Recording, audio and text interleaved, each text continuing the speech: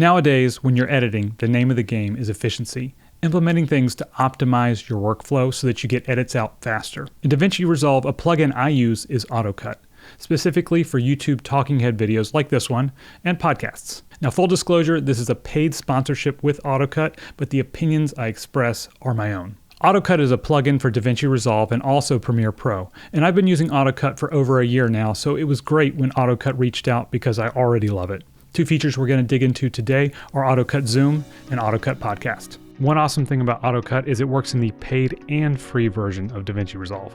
To launch AutoCut, you go to Workspace, go down to Scripts, and just click on AutoCut.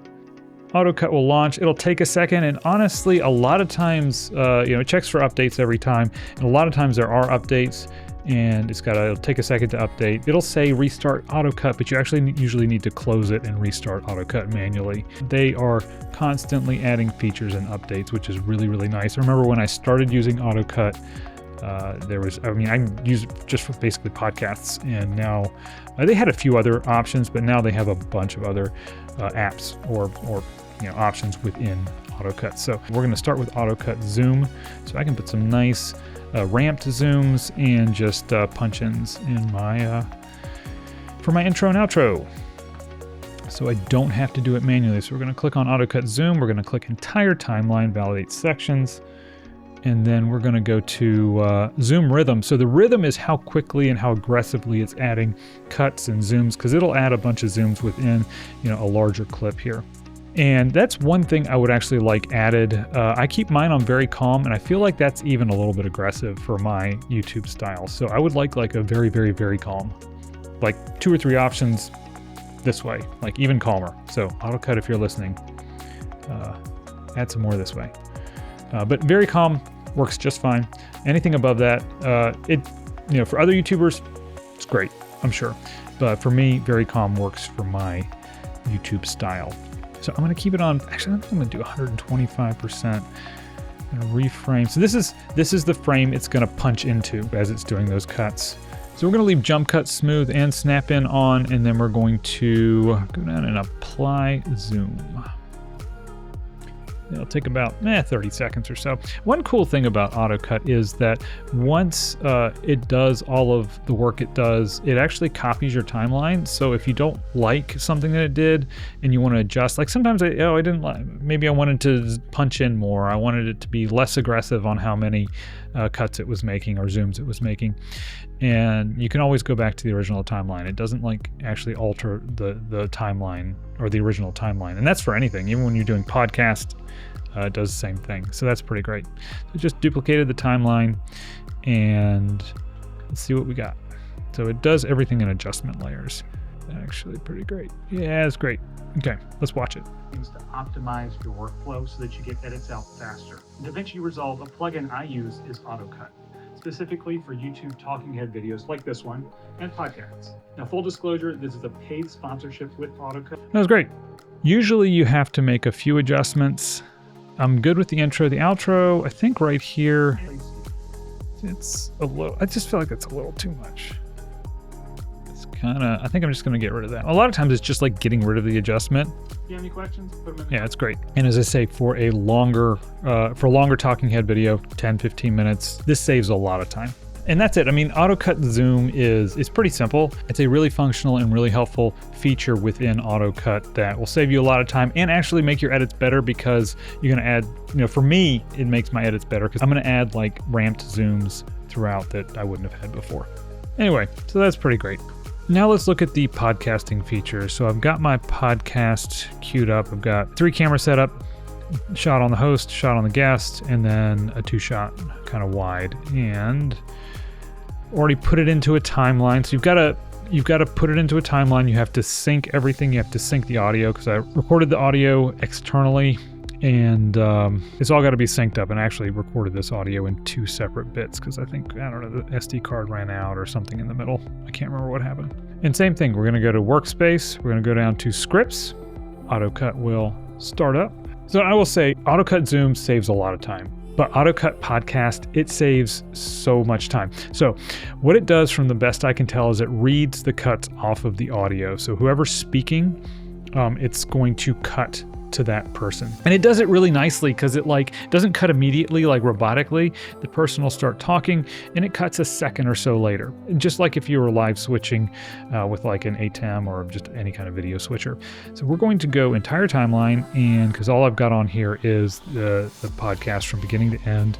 And then we're just going to select audio 1 and audio 2. Those are the two audio channels it's going to reference. We're going to validate sections. We're going to say, okay, speakers, who's in this podcast? I've got 3 cameras. Audio 1 is the guest, and audio 2 is the host, A1 and A2. So that's correctly identified. And then we're going to go down to cameras. We've got track 1, which is the 2-shot. That's guest and the host. Track 2 is the guest. If you wanted to change that, you can just switch it to the host, but it is the guest. And then track 3 is the host. Yeah, track 3 is the host, so that's correct. And actually, I think it's probably just remembering from how I've set it up before. And that's pretty great, because generally my setups on the timeline are the same. So that's set. You can tell it how quickly do you want to leave, basically how quickly do you want it to cut. You can do some presets where it's like 1 second, 10 seconds, like it's just lots of cutting. If you want it more energetic, and then calm, which is, I think I had it set 4 seconds. I think 60 seconds is way too long. 30 seconds may be too long, but that's worked well for me in the past, I think. So 4 seconds to the longest clip it'll have on screen is 30 seconds. And it's a pretty chill podcast, this one. It's a couple of people talking about baseball and life and faith and just a lot of stuff. And those are the basic parameters. As long as you have the correct audio and the correct video, so it's going to know that this track 1 is the guest, and video track 2 is the guest, video track 3 is the host, audio track 2 is the host. It will be able to cut this properly, reading the waveform. And then we're just going to start the process. That's so nice. Okay, so it's done. It said did this in 1 minute and 21 seconds. It says it saved me 1 hour and 24. I mean, I don't really, how does it know exactly how it saved you 1 hour and 24 minutes? But that is actually pretty much in line with what I would guess a 30-minute podcast would take me to just do the basic cut on, would be 1 hour to 2 hours. So let's see how it did.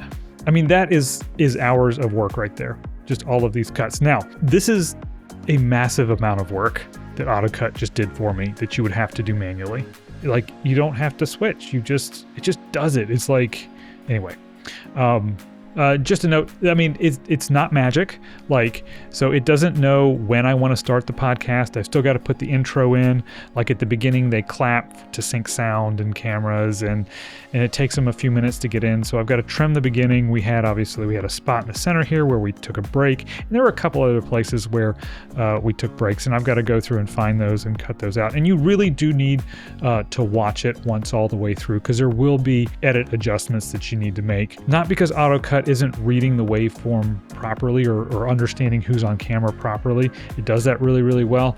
But if I check focus, sometimes if I check focus at a bad time, maybe the person's still talking, that's going to be in the shot. So you do need to give it a watch through just to make sure there aren't any little adjustments you need to make. But like, guys, I'm telling you, it's hard for me to express how much I love AutoCut Podcast. I don't do a ton of podcasts. When I do, having to watch through them multiple times to make sure all the edits are perfect, like anything that saves time, and this saves a massive amount of time, is so helpful. I think we hope to be able to upload our raw footage to an AI app and for it to spit out a beautiful, ready-to-publish video. And in my experience, that is never the case. But AutoCut is different. It's not here to replace you as an editor. It's here to make you a better, faster editor, and it does that really well. I mean, the podcasting feature alone is worth the subscription price to me. If you'd like to try AutoCut, they have a 14-day free trial, and there's a link in the description below for 20% off. If you have any questions, put them in the comments below, and I'll see you in the next one.